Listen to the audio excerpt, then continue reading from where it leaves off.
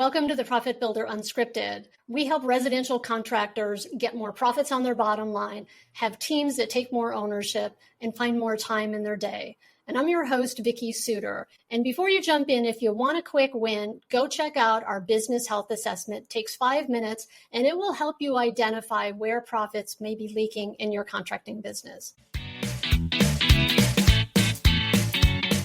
In today's video, I want to talk about once you've interviewed a candidate, and particularly if you have multiple people interviewing the same candidate, if you're interviewing multiple candidates, how do you kind of keep them straight in your head? And I developed a procedure a while back that is an evaluation checklist that I recommend that you create for yourself that will let you, as soon as you're done with that interview, evaluate that person's skills and qualifications to be able to know when you look back and you're comparing whether or not that person is really, like, who's the best candidate, who's really the right fit. So I'm going to share my screen with you, and I'm going to share that form with you that I created. And this is what I call my interview evaluation worksheet. And, there's some basic information there at the top. This happens to have what's their experience, computer skills, education, professionalism, personality, poise, maturity, conversational objectives. So you can see kind of like what this does is the first few, let's say, are probably very much related to the specifics that when you were interviewing them and you were asking them questions about specific skills and qualifications they had and asking them to give you examples of how they did that job and really getting into how they think, those, however you evaluated their responses to those questions is what would really fall into evaluating these first few categories, right? In today's day and age, computer skills in terms of knowing certain software to be able to do certain jobs is critically important. So that's why that's on there.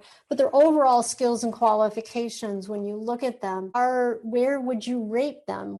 Anywhere from, there's no relationship to the position to, oh my gosh, they're excellent. Their background is exceptional in terms of their experience. And then the rest of these are related to things like what's their education level, again, depending on the position that may or may not be relevant, professionalism, personality, poise, maturity. And I recommend that you do this as soon as you're finished with the interview with this person, while they and your experience of them is fresh in your mind. So as soon as that person leaves, fill out this form. And I have found that by doing this, it really has helped me a ton in being able to evaluate and compare different people. But also taking the time to do it right then and there allows me to kind of get a gut feel for, well, how did I feel about these things about them in terms of their poise or maturity or how well they conversed, and then be able to evaluate those skills against whatever the position is. If I have a project manager and their conversation style or their poise and maturity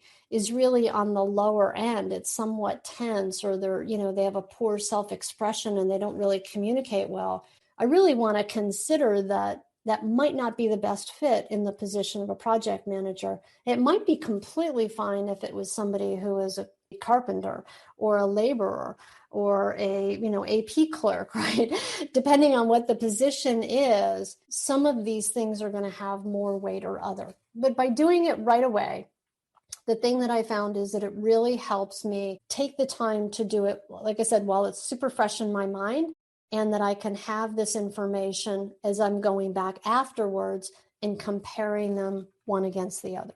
So I highly recommend that you institute some kind of a checklist like this for yourself. I have also found is that while sometimes I really like somebody, I am sure, I've just spent an hour and a half interviewing with someone, and I'm sure I'm never going to forget that person. But after about the second interview, I promise you, you forget.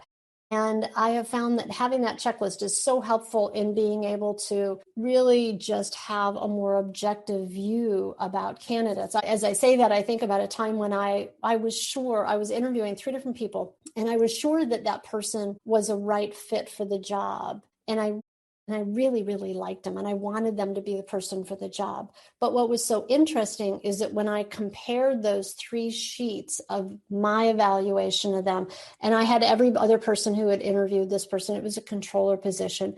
The owner had also interviewed them. And when we compared sheets, what we found out was, while I really liked that person, they were not actually the best qualified to do that job. And so it can really help you have a little bit more objectivity, which is important when you're trying to make sure that you're interviewing for the right person. So I recommend that you identify what are some of those things that you want to evaluate and be able to compare that person's skill and multiple candidates against, and also multiple interviewers. And put that in writing, have a checklist, and fill it out as soon as you're done with the interview so that you can have that information to make sure that when you make that hire, you're making the best hire for you. So I hope you found this information to be helpful. Feel free to pop a note down below in the comments. I'd love to hear your thoughts on it. And if you decide that you're going to do this process, how it worked for you. Thanks. I'll see you next time on The Profit Builder. If you found value in today's episode, make sure to subscribe or join. We do episodes every week that are tips about how to help you as a contractor build a more successful, profitable contracting business. And make sure to check out the business health assessment. It'll take you 5 minutes, and it will help you identify where the biggest profit leak is in your contracting business. And after you take the assessment, we'll send you some free resources that will help you plug those profit leaks. All right, thanks for being here today, and I look forward to seeing you next time on The Profit Builder Unscripted.